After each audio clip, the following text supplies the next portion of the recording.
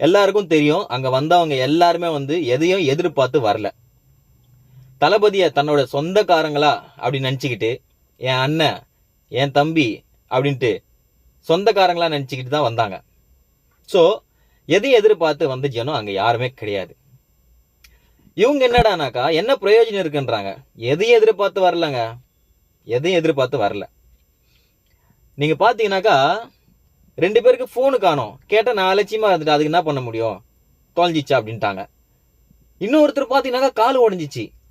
என்ன அப்படின்னு சொல்லிட்டு பாலிமர் நியூஸ் போய் கேட்டா இவர் என்ன சொல்றாருனாக்கா, நான் தளபதியை பார்க்க வந்தேன், பேரிகேட் எதிர்பாராம காலில் விழுந்துச்சு, அதுக்கு என்ன அவர் தப்பு சொல்ல முடியுமா அப்படின்ட்டாரு.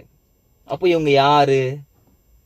இவங்களை சர்ச் பண்ண டிவிகேவா இல்ல டிஎம்கேவான்ட்டு. நன்றி.